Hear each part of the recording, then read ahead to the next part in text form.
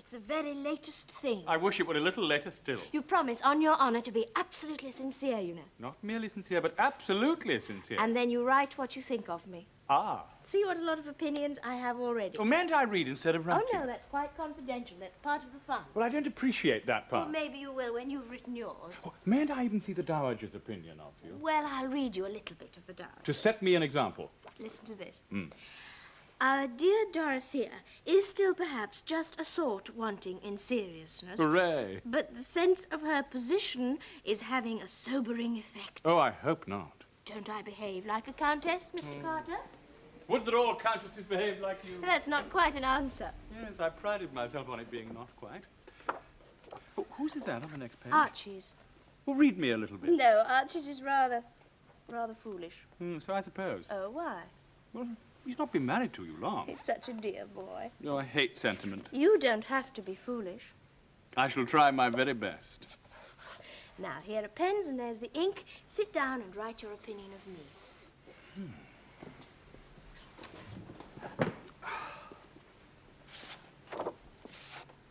Oh, that's a long one. Who wrote that? Oh, you mustn't read that, not that above all. Why above all? Well, perhaps. Perhaps I may. Perhaps it won't be above all when you've written yours, Mr. Carter. We shall see. At least, you will see. Lady Miklham is... That's a good start. Promise to be sincere, remember. Impossible. Why, Mr. Carter? It will be the end of our friendship. Do you think as badly of me as all that? Yes. And you're writing it all down? Yes. You needn't write it quite all down. I am obliged. You mustn't say what isn't true. I shan't. But you needn't say everything that is.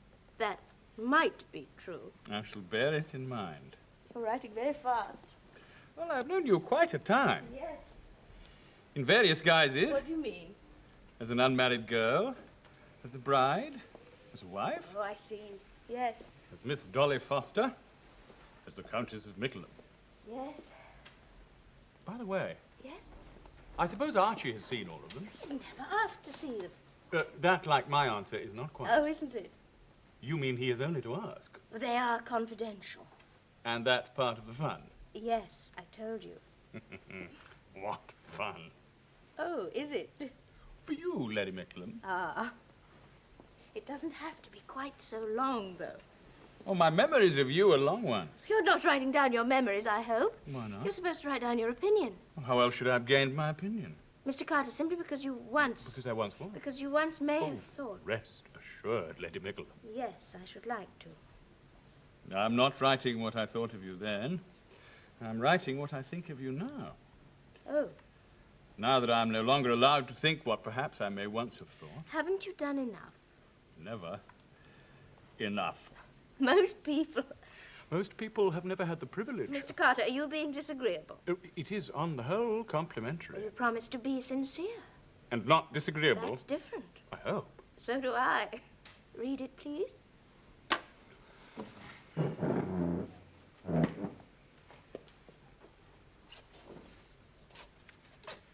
Lady Miklham is usually accounted a person of considerable attractions. She is widely popular. Thank you. And more than one woman has been known to like her. I don't quite understand that. It is surely simple. 2 is more than 1. Yes. She is kind even to her husband and takes the utmost pains to conceal from her mother-in-law anything calculated to distress that lady. Do you mean that to be nice? Of course. You could have put it more plainly. Well, I trust I've never played. Her kindness is only too widely diffused. That really is nice. And she gives pain to no one, except with the object of giving pleasure to somebody else. You put that very nicely, too. Yes, I did, didn't I? Her mental powers are not despicable. Thank you again, Mr. Carter. She can say what she means, when she wishes to do so, and she is, at other times, equally capable of meaning much more than she would ever be likely to say. Could you explain that, Mr. Carter, please? It explains itself. Lady Miklham is, in short, equally deserving of esteem and affection. Esteem and affection, that sounds just right. And those who have been admitted to the circle of her friendship are unanimous in discouraging all others from seeking a similar privilege. I beg your pardon? Are unanimous in discouraging all others from seeking a similar privilege. My mental powers are not despicable. Is anything wrong? No, not exactly. In fact, I like the last bit best. Still, don't you think? What's this for? To correct the mistake. Oh, do you really? I'm afraid so.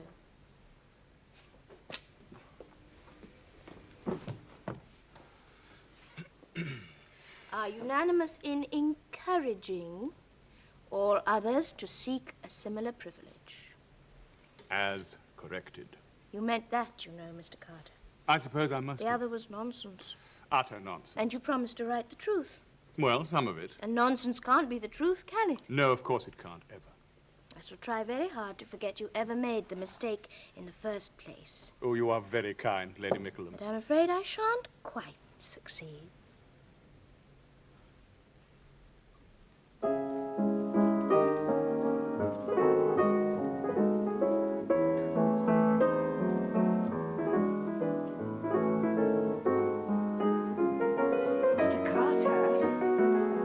Try to forget Dolly Miklham. My dear Mrs. Hillary, I can see her from here. And her husband, too. And, as it happens, her husband, too. You must put her out of your mind. Do you suggest that I should cut her when I meet her at your house? You know perfectly well I what should I mean. hardly reflect credit on my host. I'm giving you your last chance. Yes, Mrs. Hillary. This is the last time I shall take any trouble about you. I am grateful, Mrs. Hillary. Miss Milton is a very nice girl and very pretty, and she will have a lot of money. I am grateful a lot. And you can be perfectly pleasant when you want to. This unsolicited testimonial If you really do it quite this time, I shall wash my hands of you. Why, how old are you? Hush, Mrs. Hillary. Well, you must be nearly... False. False. Come along. Oh, she is a little bit countrified. She might have been Scots. She plays the piano a good deal. Might have been the fiddle. And she's very fond of Browning. Could well have been Ibsen. Sophia, may I introduce Mr. Carter to you? Mr. Carter, Miss Sophia Milton. How do you do? How do you do? Are you in town for the season, Miss Milton? Yes. How do you find the season? Not very influential. Oh, I quite agree. You're right. No, it isn't. But of course one has the theatre. Oh, yes. I went to the Gaiety last night. A very jolly thing with Gertie Miller. Have you seen it? No. Oh, it's full of good tunes. I only go to the Lyceum. Shakespeare? Yes. Have you been? Not recently. You're keen on Shakespeare? Yes. Yes, and Browning, I believe. Oh, do you read Browning? Not constantly. What do you read? Read? Ah, yes. Well, that was a rather splendid thing. That must have been quite some time ago. I read the newspapers most days. Oh, are you interested in politics? Politics? Oh, yes. I read in the newspapers the other day, really I did, that 4/5 of the culture of England are conservative. Really? As an absolute fact. Oh, I'm delighted. Oh, so am I. We've found something in common.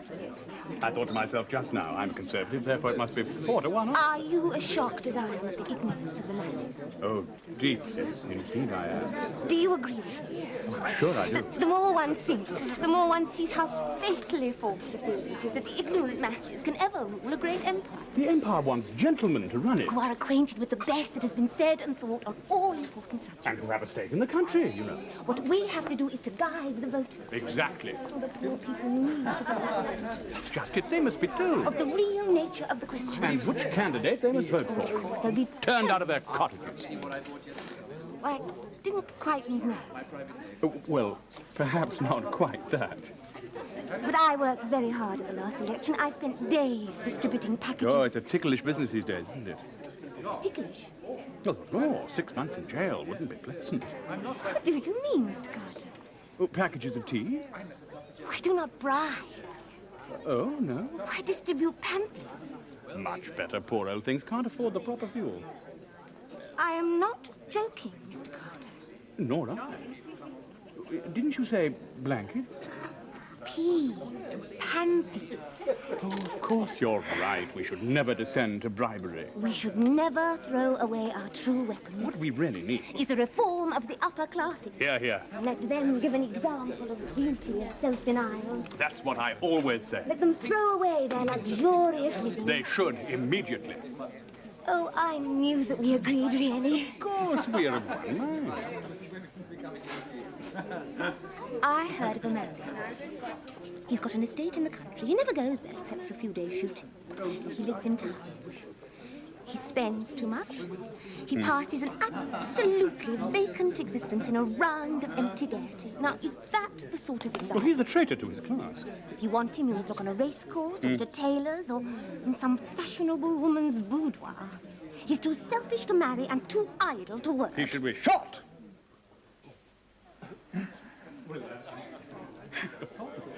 Well, winged to teach him a lesson. I should like to meet that man and tell him what I think of him. He's doing more harm than a dozen agitators. He's contemptible. Revolting. Oh, I'm so glad you think so, too. What's his name? Do I know him? I don't remember his name, but he has the place next to you. Sophie, how are you? Hello, Carter. Very nice to see you. Mr. Musgrave, how funny you should come up just now. I was trying to think of the name of a man, you know. Describe him. I'll do my best. Well, you were all talking about him the other night. He has the place next to yours in the country. What, Carter himself, you mean? Do you live next to Mr. Musgrave in the country? Miss Milton, by a happy chance you have had your wish. You have told the man what you think of him. I have only to add the man is a hypocrite. What went wrong? Nothing. Untouched. Did I spoil? Not at all. I have a feeling that those eyes of hers would have demanded a little too much of me at breakfast. A large tea urn between you? Oh, I doubt.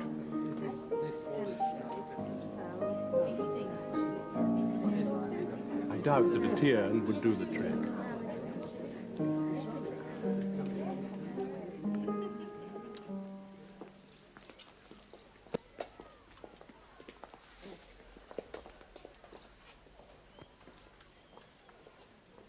There's ingratitude for you.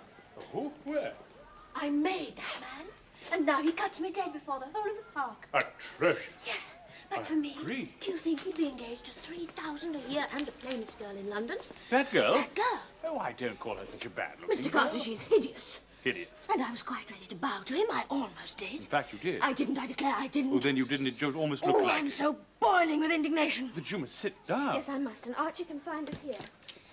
I'm afraid he will. Well, Archie has to find us. To find you, Lady Miklham, I am no part of his duty. Well, he knows very well you're with me. I can't very well walk in the park by myself. Society will be shaken to its foundations. Society has already been shaken. Are you off the boil yet? Met that man 3 years ago. Well before your marriage. Well, of course. And equally, of course, before you met me. Well, before meeting you. That is what I meant. At that time, oh, he was everything he shouldn't be. He was quite unpresentable. He was a teetotaler, you know, and he didn't smoke. And he was always playing the fiddle, and so he was always going to concerts. And he had his hair long and his trousers short, and the hat on the back of his head. Oh, and his umbrella. Oh, well, how did he wear He that? carried that, but he carried that unrolled, you know, and generally a paper parcel in the other hand. Oh, and he had spectacles, too. He has certainly changed outwardly. Yes, well, I did that. I taught him. Saturday evening lectures Well, or I just what? threw in a remark here and there. But how had your words such influence? Well, I made it a condition that he should do what I wanted in little things like that. A condition of... Well, I wasn't going to go around with a man carrying a brown paper pass as if we'd just been to a shop for a pound of tea. But why should he Well, alter he all liked his... me, of course. Oh, did he? I see. You seem to think that funny. Not that he did like you, but that apparently he doesn't. You got out of that rather neatly. Yes, I thought so too. He doesn't like me now because he misunderstood my motive. Ah. He believes, I do believe, he thought I cared for him, you know, and I didn't. Not a bit. Well, I must have quite liked him or I wouldn't have gone to all that trouble. His own mother thanked me. I have nothing more to say. But she wrote me a horrid letter afterward. You're so very elliptical. So very what? You leave so much out afterwards. After what? After I'd sent him away. We had the most dreadful scene. He raved, Mr. Carter. He called me the most terrible names. What had the fellow got to complain of? Well, he said that I'd destroyed his faith in women, that I'd led him on. Went on writing me letters like that for a whole year. But he didn't go back to short trousers and a fiddle. No, but he said his heart was dead and that he'd never love anyone again.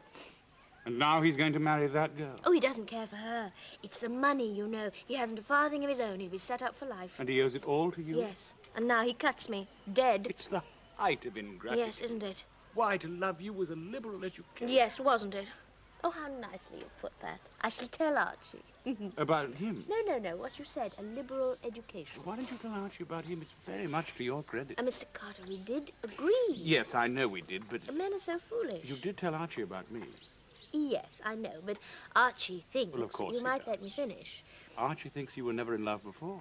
Yes, he does, and of course I wasn't in love with him. Not a little bit. Well, no more than a little bit, which doesn't really count. Nor with anyone else, ever. Nor with anyone else. Nor with anyone else. Hello, Dolly, my dear. Oh, why? Hello, Carter, boy. Archie. Miklham, old man, how are you? Take my seat. I'm just off. Just off. Got to see a man at the I club. thought you were never coming, Archie, dear. I myself thought you were. What? Never coming? Well, I didn't think you were coming at that exact moment. Toodaloo. I never quite know what you mean when you talk about love. No more do I. If you mean dedicating to a woman your whole life. And more than half your income. The fact is you don't know what real love is. I never met anyone who did. At least who could tell me what it was. Now, the other day, my friend Major Campton married his cook. What for? Because his wife was dead. That is not a reason. Well, you must admit that it's an excuse. I was never in love with anyone but Hilary. You're always boasting of that. Was it difficult? Though once I was awfully... But if I tell you, you'll talk about it. Upon my honor, I won't. Yes, you will, to Lady Miklham. Lady Miklham takes no interest in what I tell her. Well, once I was awfully tempted. It was before I knew Hilary. But after you knew me, Oh, don't be absurd. This man was very rich and handsome, too. I've always maintained that you were human. I think that you are the most earthly man I have ever met. Go on with the story. Well, he was very fond of me. I can believe it. But he kept telling me he would not talk about anything else. Anything else? And I thought to myself, good looks are not everything. Ah, he told you you were good looking. It's all right. Hilary isn't here.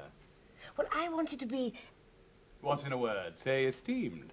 yes, for something more than that. So you would have nothing more to do with him. I was so glad afterwards. What's become of him? Oh, he's married. The just world. Now, lots of those immoral writers would have rewarded him with perpetual bachelorhood. Aren't you ever going to marry? Marriage is a maid in heaven. Yes. I think I'll wait till I get there. You would be perfectly all right if you were removed from... Certain influences. Well, it is a great shame. The romance is a thing to be cherished, I can't think it right. to remember, to be proud of. I don't want to be hard about To be it. taken? Seriously, of course. To be But taken between meals, or else it would spoil dinner. I wonder what you do really think about What? it. Am I in the confessional? You think that I don't understand? Well, I do a little. She came here last week, Oh, did she? Doing what? coaxing. She wanted a subscription from Hilary. I suppose she got it. Yes, a larger one than Hilary could afford. I've given her a larger one than I could afford. When she'd gone, Hilary apologized. Oh, guileless creature. And shall I tell you what he did Oh, afterwards? Lord, I know that well enough. I'm sure you don't. Gave you a new bonnet, of course. It was a bracelet. Ah, I told you so. And he would have given it to me anyway. Not he. He'd meant to before. He said so. Still, it is funny, isn't it? Perhaps it is, rather. I know a really charming girl. Would you care to meet her? I would give you one more chance. Thank you. No bracelets for me. Dear me, I must be off. Hilary was amused at himself. I have experienced the feeling. He said she was an insinuating little Why do you hesitate, Mrs. Hilary? devil. Ah, so you and Hilary are friends again. Well, I didn't mind in the least. Only it's curious. We are all much indebted to her. Some for a bracelet, Nonsense. some for a momentary emotion, He did not even feel that. some for a... Oh, what shall I call it? Carter, what's that society Lady Miklham collects for? I hope it's not a fraud, I hope not. because I've given her a trifle. So have I. A donation, you know. Ah, mine's a life subscription. But then you've got nothing else to do with your money. You've not got a wife and family. That, of course, is the explanation.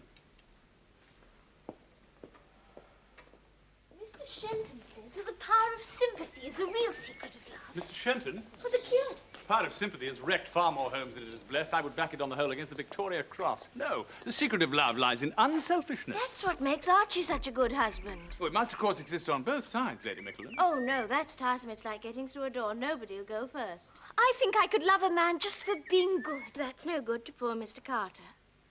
Oh, I am not so very bad. Come, we'll run through a list of my vices. I must... What, Phyllis? I forgot to water that fern.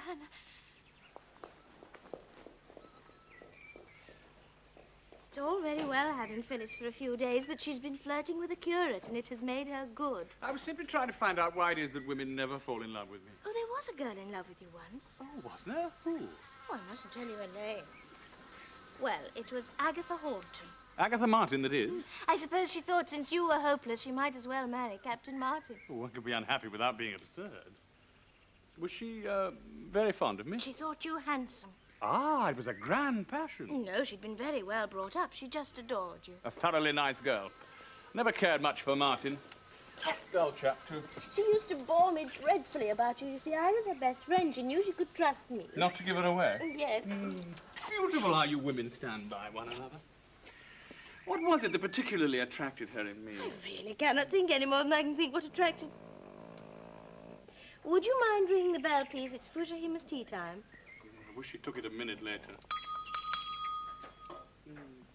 Martin was an ugly fellow, you know. Something seems to have set you thinking about Captain Martin. They have children by now, I suppose. Yes, girls, Mr. Carter. Oh, what a shame. She was a clever girl in those days. Oh, in those days. Ah, idyllic happiness comes to very few of us, Lady Miklham. Well, one marries or something, you see.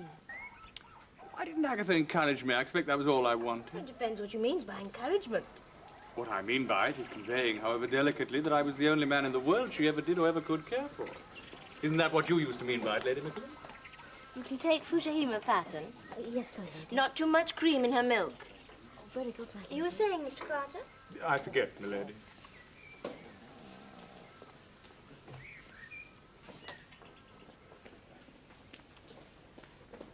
Solitude has its consolations, especially when one looks at other people's families.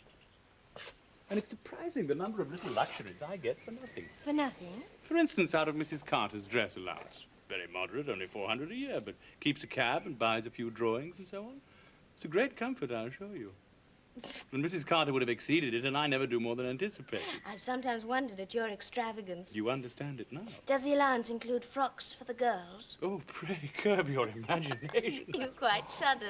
I had visions of stiff white frocks and long black stockings, all legs and innocence. Yes, and all named Carter. You don't like the name? Not much. I might have known there was some such reason. It's always a great comfort to get at the real reason behind anything. Now, if my name had been Vere de Vere... I don't mind Mr. Carter so much, but Mrs. Carter sounds horrible. Girls being, as we all know, in the habit of writing the competing names in conjunction with their own Christian names in the fly leaves of library books and the backs of envelopes to see how they look. One can well understand how if it came to a choice between Carter and... I've been thinking about it, and I'm sure the secret of love is goodness of heart. Oh, a fatal obstacle. Another? As if one were not enough, I shall take no further part in the conversation. You must encourage him, Lady Miklham. Oh, I've given up trying to do that long ago. Yes, she used to succeed far too well.